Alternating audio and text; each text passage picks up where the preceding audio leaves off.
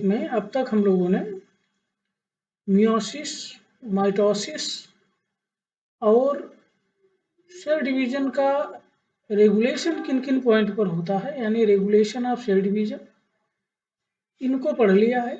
अब डिवीजन के पश्चात जो सेल बनती हैं वो डेड भी होती हैं। सेल की डेथ कई कारणों से होती है। उसको हम लोग देखेंगे किन किन कारणों से एक सेल की मृत्यु हो जाती है, वो डाइड हो जाती है। लेकिन इसमें एक इम्पॉर्टेंट प्रोसेस है जिसका नाम है एपोप्टोसिस या प्रोग्राम्ड सेल डेथ। ये एक ऐसा टॉपिक है जिसमें पहले से ही ये निर्धारित कर दिया जाता है, यानी हमारी बॉडी स्वयं ये निर्धारित कर देती है कि जो मान लीजिए डिवीजन के पश्चात कुल 500 या 1000 सेल्स बनी, तो उनमें से कुछ ऐसी सेल को मार्क कर दिया जाता है कि इन्हें आगे डाइड हो जाना है, यानी इन्हें शरीर से हट जाना है। तो ये एक तरीके का, जैसा इसका नाम है प्रोग्राम्ड सेल डेथ, मतलब पहले से ही इसका एक प्रोग्राम बन जाता है।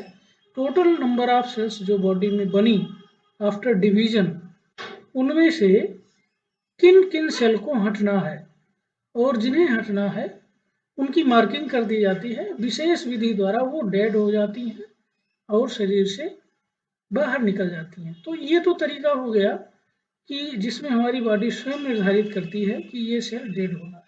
बाकी नेचुरल तरीके से बिना किसी निर्धारण के भी सेल डाइड होती हैं, जैसे ओल्ड एज हो गया या दूसरे ऐसे कंडीशंस हैं, तो उनको लेके जो है सेल डाइड होती है। अब यहाँ पर हम लोग देखते हैं ओवरऑल एक सेल की मृत्यु क्यों होती है। तो ये cell died due to different factor such as, तो एक सेल जो है कई ऐसे फैक्टर की वजह से डेड होती है। कौन कौन से हैं वो? तो पहला है डैमेज। सेल के अंदर जो सेल हमारी बॉडी में है डिवीजन के पश्चात जो बनी, उनमें किसी तरीके का समय के साथ डैमेज आ गया या कुछ ऐसे हानिकारक केमिकल इकट्ठा हो गए तो वो डेड हो सकती हैं। ये पहला कारण है। दूसरा कारण है इंजरीज। इंजरीज बाहर से मान लीजिए हमें चोट लग गई, सेल हमारी कट फट गई, इस तरीके से घाव बन गया, तो उसमें भी सेल डाइड होती हैं। तो it is the second reason. Third reason is due to infection, यानी हमारी सेल में किसी तरीके का इन्फेक्शन हो जाए तो उसके द्वारा भी सेल की डेथ हो सकती है। जैसे अगर हमारे सेल के अंदर वायरस का इन्फेक्शन हो गया, वायरस जैसा पहले हम लोगों ने क्लास में भी चर्चा किया है, वायरस के इन्फेक्शन में वायरस अपना जो जेनेटिक मटेरियल है वो सेल के अंदर प्रवेश कराता है और वहाँ पहुँच के जो वायरल के पार्ट हैं ये वो पूरे सेल मशीनरी पर कब्जा कर लेते हैं। फिर अपने हिसाब से प्रोटीन और न्यूक्लिक एसिड का निर्माण कराते हैं। प्रोटीन और न्यूक्लिक एसिड की असेंबली से बहुत सारे वायरस सेल में बन जाते हैं और फिर उनकी एक्टिविटी से सेल फट जाती है। तो फट जाने का मतलब सेल डाइड हो जाती है, वायरस फ्री हो जाते हैं और नियर बाई सेल्स में इन्फेक्शन करते हैं, निकल के फिर आसपास की सेल में घुसते हैं। तो ये रीजन है। फोर्थ रीजन है स्टारवेशन। किसी कारण से अगर लंबे समय तक हमारी सेल को पोषक तत्व या खुराक न मिले, स्टारवेशन यानी भूखमरी हो जाए उसे, तो भूख से भी मृत्यु हो सकती है। उसको ऑक्सीजन न मिले या उसको जो पोषक तत्व हैं कार्बोहाइड्रेट, प्रोटीन, लिपिड, विटामिन्स, इन पोषक तत्वों की कमी हो जाए तो उससे भी इनकी डेथ हो सकती है। तो these are the different factors, यानी डैमेज, इंजरीज, इन्फेक्शन, स्टारवेशन, इनकी वजह से सेल नेचुरली डाइड होती है जैसे जैसे उनकी एज बढ़ती है। लेकिन इनकी वजह से जो डेथ होती है उनमें सेल अचानक डाइड हो जाती है, यानी कोई उसका प्लानिंग नहीं है बॉडी की कि इसे इतने समय बाद डाइड होना है, यानी बॉडी से हटना है। So in these conditions cell died abruptly, अचानक ही, विदाउट एनी प्रोग्राम, कोई पहले से इसकी पटकथा नहीं थी शरीर में, बिना किसी प्रोग्राम के अगर ये कंडीशन डेवलप हुए तो उनकी वजह से सेल डेड हो सकती है। तो ये तो हो गया। अब इस तरीके से अगर सेल की डेथ होती है तो उसे हम कहते हैं नेक्रोसिस। ये एपोप्टोटिक डेथ नहीं है, ये जो इस तरीके का सडन डेथ होती है इसको हम कहते हैं नेक्रोसिस। लेकिन जो एपोप्टोटिक टाइप का डेथ है उनमें क्या है, apoptosis is a type of programmed cell death. Apoptosis में जो सेल की डेथ होती है वो प्रोग्राम्ड है पहले से, in which the cells are predetermined, जिनमें सेल पहले से ही सुनिश्चित कर दी गई हैं टू बी डाइड, कि उन्हें डाइड होना है। क्यों होना है, in order to give a particular shape to body, जिससे बॉडी को एक पर्टिकुलर शेप मिल सके। यानी जैसे मुख का जो हमारा गैप है तो बीच की जो सेल्स हैं वो डाइड हो गई, हट गई, और मुख का गैप बन गया, नाक का गैप बन गया। तो इस तरीके से बॉडी को एक शेप मिले, ओवरऑल डेवलपमेंट हो, इसलिए एपोप्टोसिस होती है। और जाहिर सी बात है कि ये शेप कब बॉडी ग्रहण करता है, जब इम्ब्रियो से बॉडी का निर्माण हो रहा होता है। तो एपोप्टोसिस की प्रक्रिया जो है takes place during embryonic development. ये कब होता है, इम्ब्रियोनिक डेवलपमेंट के दौरान होता है। यानी नेक्रोसिस के द्वारा जो डेथ होती है वो तो कभी भी हो सकती है, यानी सेल में डैमेज हो सकता है, इंजरी हो सकती है, इन्फेक्शन हो सकता है, या भूखमरी हो सकती है, स्टार्वेशन हो सकता है, तो कभी भी हो सकता है। But programmed cell death takes place always during embryonic development. केवल इम्ब्रियोनिक डेवलपमेंट में ही ये होता है। Once body got its shape, जब शरीर अपना शेप प्राप्त कर लेती है तो उसके बाद कोई एपोप्टोटिक प्रोसेस नहीं होता है। तो ये इम्ब्रियोनिक डेवलपमेंट के लिए पूरी प्रक्रिया है। ये कैसे होती है ये हम लोग डिटेल में पढ़ेंगे। तो अभी तक के डिस्कशन से ये बात क्लियर हो गई कि सेल की डेथ दो तरीके से होती है। एक तो इम्ब्रियोनिक डेवलपमेंट के दौरान ही पहले शुरू में सेल बनाई जाती हैं, फिर जैसे एक मूर्ति बनाई जाती है तो पहले एक आउटलाइन बना ली जाती है, फिर कहाँ कहाँ से मिट्टी हटानी है, कहाँ हाथ बनाना है, मुंह बनाना है, नाक बनाना है, तो उस तरीके से उसको शेप दिया जाता है। ऐसे ही एम्ब्रियोनिक डेवलपमेंट में सेल बनती हैं, फिर जगह जगह से सेल हटाई जाती है और वो प्रक्रिया होती है एपोप्टोसिस। दूसरा जो है वो नेक्रोसिस की प्रक्रिया है, जो जब हमारी बॉडी बन जाती है, डेवलप हो जाती है, बर्थ हो जाता है, उसके बाद जीवन की किसी भी अवस्था में नेक्रोसिस हो सकता है। तो इन दोनों प्रक्रियाओं को हम लोग डिटेल में पढ़ेंगे। नेक्रोसिस, अब नेक्रोसिस को देखिए, जिसमें जो है अलग अलग वजह से जो है सेल की डेथ होती है, और वही है कि necrosis cell die due to starvation, due to injury और ड्यू टू इन्फेक्शन। अब अगर ये तीनों चीजें होती हैं तो सेल कैसे डाइड होती है वो देख लीजिए। तो ड्यूरिंग द प्रोसेस, इस प्रक्रिया के दौरान, जैसा आगे चित्र में देखोगे, see in the figure, first of all cell enlarge in size. सबसे पहले नेक्रोसिस के थ्रू अगर डेथ होनी है तो सेल अपनी साइज में इनलार्ज करती है। देन इनलार्ज होने के पश्चात the break down of cell membrane takes place. जो सेल मेम्ब्रेन है वो ब्रेक डाउन हो जाती है, जगह जगह से वो डिसरप्ट होने लगती है, और जब सेल मेम्ब्रेन डिसरप्ट होगी तो वहाँ से साइटोप्लाज्म बाहर निकलने लगेगा, लीक करेगा। लीक करेगा तो सेल का जो संगठन है वो बिगड़ जाएगा, समाप्त हो जाएगा, एंड अल्टीमेटली सेल डेड हो जाएगी। तो then leakage of the cytoplasm takes place. और क्यों होता है लीकेज, क्यों होता है, due to the disruption of the cell membrane. जो डिसरप्शन हो गया वो नष्ट हो रही है cell membrane, and ultimately cell died. तो first of all cell enlarge in size, then disruption of the cell membrane takes place, then leakage of the cytoplasm cells takes place, and ultimately cell dead हो जाती है। तो ये प्रक्रिया है necrosis का। These are the process of the necrosis. Necrosis इस तरीके से होता है, हम लोग फिगर देख लेते हैं इनका। अब इसमें जो है so in this process cell died without any predetermination. तो इस प्रक्रिया में सेल की डेथ होती है जिसमें पहले से कोई निर्धारण नहीं किया गया है, परिस्थिति ऐसी बनी कि सेल जो है वो डाइड हो जाती है। यहाँ पर देखिए ये हमारी सेल है, नॉर्मल सेल है। अब नॉर्मल सेल की डेथ दो रास्तों से हो सकती है, एक तो नेक्रोसिस है जो नीचे की तरफ दिया गया है, और ऊपर का जो पथवे है ये एपोप्टोसिस है।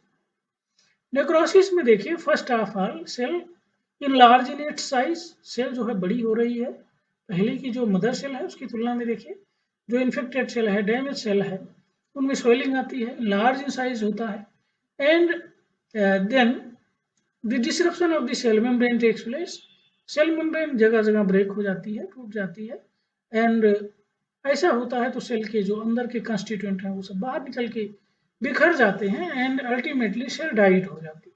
तो enzymatic digestion and leakage of the cellular content होता है, सेल जो है डाइड हो जाती है। दूसरी जो हमारी महत्वपूर्ण प्रक्रिया है जो कि एपोप्टोसिस है, जिसे हम लोग अभी डिटेल में पढ़ेंगे। तो इसमें क्या होता है, इसमें जो है सेल श्रिंक करती है, इस तरीके से श्रिंक करता है, फिर इसमें ब्लेब्स इस तरीके से निकलते हैं, जगह जगह अपवृद्धियां निकलती हैं, और ये अपवृद्धियां टूटने लगती हैं, बॉडी से टूट टूट के निकल जाती हैं। फिर ये जो छोटे छोटे पार्ट हैं ये WBC सेल्स के द्वारा, जिसको मैक्रोफेज कहते हैं, उनके द्वारा ये इनगल्फ कर ली जाती हैं, खा ली जाती हैं। तो सेल अल्टीमेटली सेल का जो कचरा उत्पन्न हुआ था, यानी सेल अनेक भागों में टूटी थी, टूट के जो है वो अपना अस्तित्व खत्म करती है, और ये जो कचरा होता है इसको मैक्रोफेज जो है वो इनगल्फ कर लेती है, अपने अंदर ग्रहण कर लेती है, और वो चीज बिल्कुल समाप्त हो जाती है। तो phagocytosis of apoptotic cells and fragments, जो फ्रेगमेंट बनते हैं एपोप्टोटिक सेल्स होती हैं उनकी फैगोसाइटोसिस हो जाती है। तो इस तरीके से जो है ये अपना एपोप्टोसिस की क्रिया होती है। इन दोनों को हम आगे डिटेल में देखते हैं। यहाँ अगेन देख लीजिए, एपोप्टोसिस को डिटेल में दिखाया गया है, यानी कि केवल ये एपोप्टोसिस का फिगर है, जिसको प्रोग्राम्ड सेल डेथ भी कहते हैं। फर्स्ट ऑफ ऑल ये normal cell shrinks in its size, shrink कर जाती है, सिकुड़ जाती है, और सिकुड़ने के बाद ये देखिए जगह जगह ये वेजाइकल्स के टाइप की आउटग्रोथ निकलती हैं इनसे, जो टूट जाती है। ये देखिए टूट गई हैं, इसमें cell breaks into apoptotic bodies. तो एक सेल जो थी मेम्ब्रेन, पहले नॉर्मल सेल, फिर श्रिंकेज हुई, फिर इसमें ब्लेविंग हुई, ये जो वेजाइकल्स निकल रही हैं इसको कहते हैं मेम्ब्रेन ब्लेविंग। मेम्ब्रेन ब्लेविंग जो ब्लेब बने वो टूट के अलग हो जाते हैं। तो cell breaks into apoptotic bodies, और इन एपोप्टोटिक बॉडीज को अल्टीमेटली मैक्रोफेज इनगल्फ कर लेता है, और सारी की सारी सेल्स खत्म हो जाती है। तो ये जो है वो एपोप्टोसिस का तरीका है। अब apoptosis is a form of programmed cell death, बार बार इसका जिक्र हो रहा है कि एक तरीके का प्रोग्राम्ड सेल डेथ है। और क्यों होता है, तो cell death permits the body to eliminate unwanted cell. इसके द्वारा एपोप्टोसिस ये परमिट करती है बॉडी को कि ताकि वो जो अनावश्यक सेल्स हैं उनको अलग हटा सके। जैसे मैंने मूर्ति की बात की थी, इस शेप देके अब जहाँ जहाँ से मिट्टी हटानी है वो तो काट के निकालना पड़ेगा। उसी तरीके से बॉडी हमारी मिट्टी की नहीं बनी, सेल की बनी है, और जहाँ पर अनवांटेड सेल है उसको वहाँ से हटाया जाता है एपोप्टोसिस के द्वारा। इन ये मैनर, और किस तरीके से हटाया जाता है, that the neighbouring cells are not harmed, जहाँ जहाँ की हटानी है वो सेफली हट जाती हैं, और जो बाकी सेल बची रहती है उनको किसी तरीके का नुकसान नहीं होता है। तो बड़े ही स्पेशल ढंग से इसमें सेल को हटाया जाता है।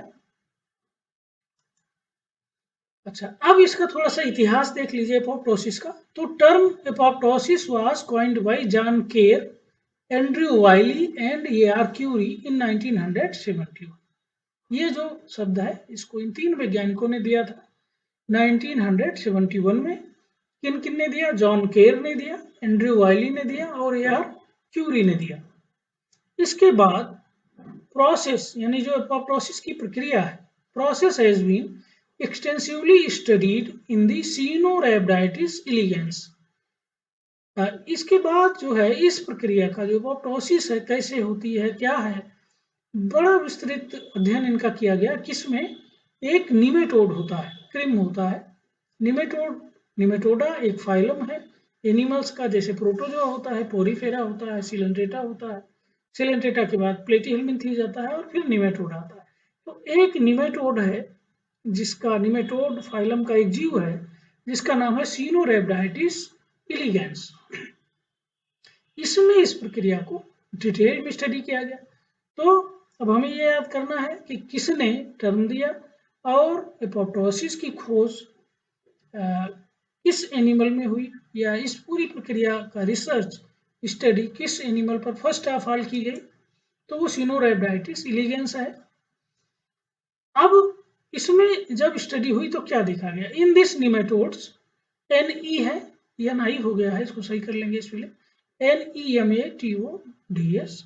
तो इन दिस निमेटोड्स, इसके बॉडी में कुल 1090 सेल्स होती हैं। शुरू में एम्ब्रियोनिक डेवलपमेंट के दौरान बनती हैं 1090 सेल्स। इनमें से फिर 131 यानी 131 cells are marked for plant cell death by apoptosis process. तो शुरू में एम्ब्रियोनिक डेवलपमेंट के दौरान जो 1090 सेल बनी, इनमें से 131 सेल को चिन्हित कर दिया जाता है कि इन्हें एपोप्टोसिस के द्वारा बॉडी से जगह जगह से हटना है ताकि बॉडी एक निश्चित शेप प्राप्त कर सके। तो सिनोरैबिडिटिस इलिगेंस में एम्ब्रियोनिक डेवलपमेंट के दौरान टोटल बनने वाली सेल्स हैं 1090। इनमें से 131 सेल्स को आगे एपोप्टोसिस के द्वारा शरीर से हटा दिया जाता है। तो एपोप्टोसिस की स्टडी इस तरीके से हुई। किसने किया ये study? In 1986 Robert Horvitz and colleagues. Robert Horvitz थे और उनके जो टीम थी, टीम के मेंबर थे, ये सब जो है मिलके उन्होंने एक चीज खोजी। क्या खोजा? Discovered that in Caenorhabditis elegans with a mutated SED3 gene. अब ये जो पूरी एपोप्टोसिस की प्रक्रिया होनी है जिसमें उसके 1090 सेल में से 131 सेल को हटाना है, ये हमने क्लास में भी इस बात को बताया है कि जितनी भी प्रक्रियाएं होती हैं वो अंततः जीन के नियंत्रण में होती हैं, जीन से ही शुरू होती हैं। तो ये जो एपोप्टोसिस की प्रक्रिया है ये भी, इसकी शुरुआत किसी न किसी जीन के अंडर में होगी और वो जीन है CED3, SED3 जीन है। अब रॉबर्ट हॉर्विट्ज ने क्या देखा? रॉबर्ट हॉर्विट्ज ने ये देखा कि अगर SED3 जीन में म्यूटेशन हो जाए, उसकी संरचना बदल जाए, तो हमने बताया था जब जीन में म्यूटेशन होगा तो उससे बनने वाले RNA में म्यूटेशन हो जाएगा, वो बदल जाएगी और फिर अंततः उससे बनने वाली प्रोटीन बदल जाएगी, वो प्रोटीन काम नहीं करेगी। तो वही अगर ये जो निमेटोड है इसकी जो मूल जीन है उसमें गड़बड़ी हो जाए, म्यूटेशन हो जाए, तो क्या होगा? एपोप्टोसिस की क्रिया नहीं होगी और एपोप्टोसिस की क्रिया नहीं होगी तो कोई भी सेल डाइड नहीं होगी, यानी 1090 सेल बनी रहेंगी। वही रॉबर्ट हॉर्विट्ज ने नोट किया था कि अगर SED3 gene has undergone a mutation then none of the cells bear lost to apoptosis. तो कोई भी सेल एपोप्टोसिस से समाप्त नहीं होगी। इसका मतलब SED3 gene has a very important role in the process of apoptosis. अब ये तो हो गई एक निमेटोड की बात। हम लोग स्तनधारी हैं, हम लोगों में क्या होता है? तो in mammals the homologues of the nematode SED3 gene produce a family of proteolytic enzyme caspases. Mammals में जो निमेटोड की SED जीन है वैसी ही जो दूसरी जीन उसके समकक्ष यानी हम में जो अपोप्टोसिस करने वाली जीन है, जैसे कि सेड जीन निमेटोड में है, तो वैसी जीन हमारे अंदर भी है। तो ये जो होमोलोगस जीन है, सेड3 के बराबर जो जीन है, वो क्या काम करती है, उसके प्रभाव से एक प्रोटियोलिटिक एंजाइम बनते हैं। यानी सेड3 जीन से एप्लीकेशन होगा, एमआरएनए बनेगा, एमआरएनए से प्रोटीन बनेगी, ये प्रोटीन फिर क्या बनाएंगे, प्रोटियोलिटिक एंजाइम बनाएंगे, जिन्हें कैस्पेजेस कहा जाता है। अब प्रोटियोलिटिक एंजाइम क्या होते हैं, दोज एंजाइम हु हाइड्रोलाइज या हु डाइजेस्ट दी प्रोटीन। तो क्या होगा, ये ऐसे एंजाइम हैं जो प्रोटीन को डाइजेस्ट कर देते हैं, उनको विखंडित कर देते हैं, या यूं कह लीजिए उनको पचा लेते हैं। पचा लेंगे प्रोटीन खत्म हो जाएगी। तो ये जीन है, सेड3 जीन का रोल है, इसको याद रखना है एपोप्टोसिस की प्रक्रिया में। अब जब एपोप्टोसिस होनी होती है तो सेड3 जीन एक्टिव होती है और कैस्पेज बनता है, यानी कैस्पेज एंजाइम एक्टिवेट हो जाता है, सक्रिय हो जाता है। अब सक्रिय होगा तो क्या करेगा, प्रोटियोलिटिक काम करेगा, यानी कोई ऐसी प्रोटीन है जिसको ये बचाएगा। अब ये जो प्रोटीन है वो मतलब जो प्रोटीन है वो जिसको कैस्पेज पचा रहा है, वो कैस्पेज के एक्टिव होने से पहले क्या करती थी कि अगर वो प्रोटीन बची है, यानी कैस्पेज का एक्शन उस पर नहीं हुआ है, सेड3 जीन एक्टिव नहीं हुई है, कैस्पेज नहीं बना है, तो प्रोटीन बनी रहेगी, विघटित नहीं होगी। और अगर वो प्रोटीन बनी है तो हमारा डीएनए जो है, सेल का डीएनए जो है वो सुरक्षित रहता है। अब once CED three gene gets activated, then caspase produced and activated, caspase ultimately digest the protein, और जब वो प्रोटीन डाइजेस्ट हो जाती है तब न्यूक्लियस के अंदर जो न्यूक्लिक एसिड पचाने वाला एंजाइम है जिसका नाम है इंडोन्यूक्लियस, वो डीएनए को कट कर देता है छोटे छोटे टुकड़ों में, यानी डीएनए विखंडित हो जाते हैं। तो वंस अगेन हमने ये डायग्राम लगा रखा है, इसमें जो है जो सेल का केंद्र के अंदर डीएनए है, जो उसका कंट्रोल बिंदु है, हेड ऑफिस है, वहां का डीएनए ब्रेक हो जाता है, समाप्त हो जाता है। तो दूसरी चीज, एक तो ये सेल के अंदर हो रही, दूसरी जिस सेल के अंदर हो रही है, जिस सेल का डीएनए डैमेज किया जा रहा है, वो सेल आसपास के सेल से संपर्क छोड़ने लगती है, उनको छोड़ के। ऐसे तो सारी सेल एक दूसरे से जुड़ी हुई हैं, तो सब एक बॉडी के रूप में है, एक लेयर के रूप में है, लेकिन जिस सेल को हटना होता है वो cell loses contact with neighbouring cells, जो उसके आसपास चारों तरफ सेल्स है उनसे संपर्क वो खोने लगती है।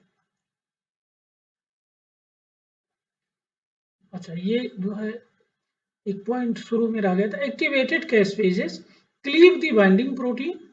जो कैस्पेजेस है वो जो डीएनए से बंधने वाली प्रोटीन है या इंडोन्यूक्लियस को रोकने वाली प्रोटीन है उसको विखंडित कर देता है, पचा देता है। अब वो प्रोटीन नहीं है तो इंडोन्यूक्लियस डीएनए को स्मॉल फ्रेगमेंट्स में तोड़ देता है और डीएनए सेल का गुणसूत्र समाप्त हो गया, तो सब अस्त व्यस्त हो गया, सब खत्म हो गया सेल का, और सेल अल्टीमेटली डेड होगी। तो फिर उसका परिणाम एपोप्टोसिस होता है, यानी सेल डेथ होती है।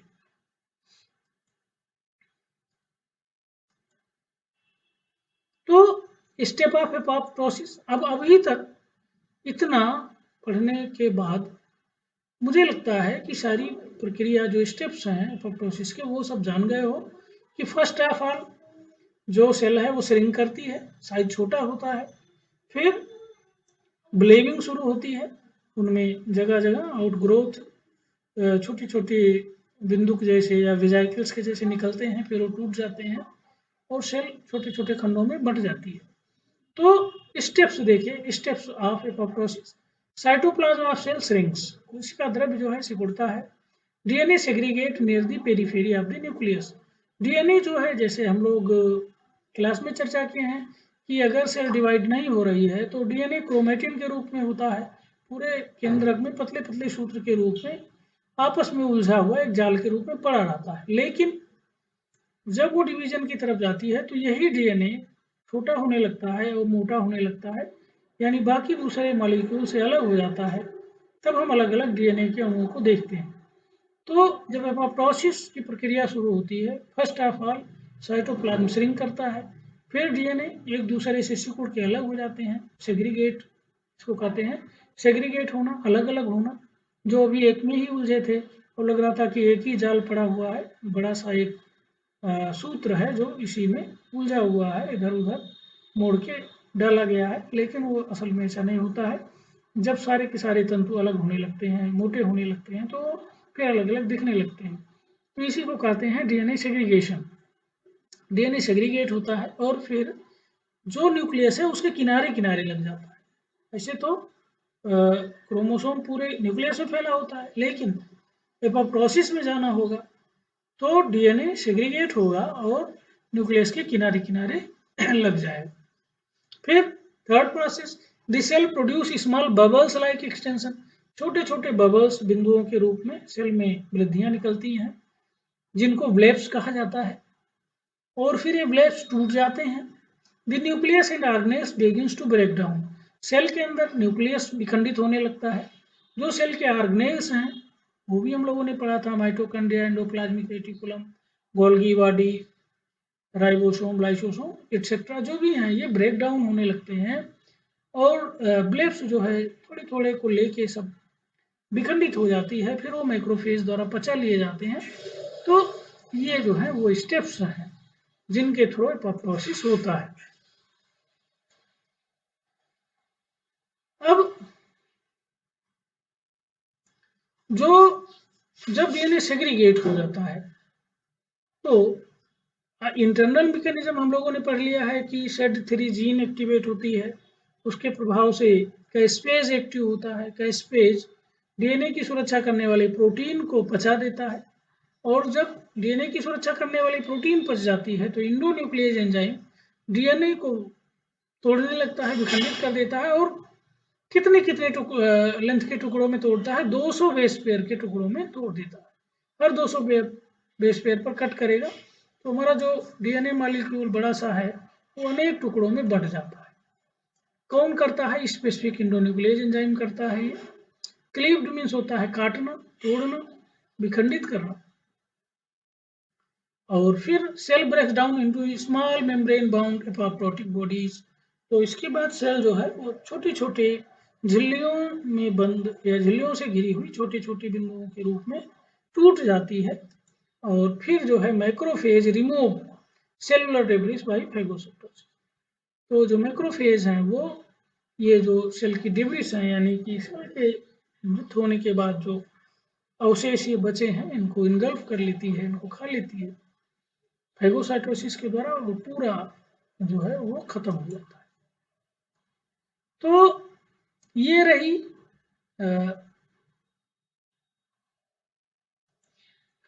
ये रहा हमारा जो है पूरा how what is apoptosis and how it's take place. दो तरीके से सेल डेथ हम लोगों ने पढ़ी, नेक्रोसिस के द्वारा और एपोप्टोसिस के द्वारा, दोनों की प्रक्रियाओं को समझा। इसको जो है मेहनत से पूरा कीजिए। अगर कुछ नहीं समझ में आता तो हम लोग क्लास में चर्चा कर लेंगे।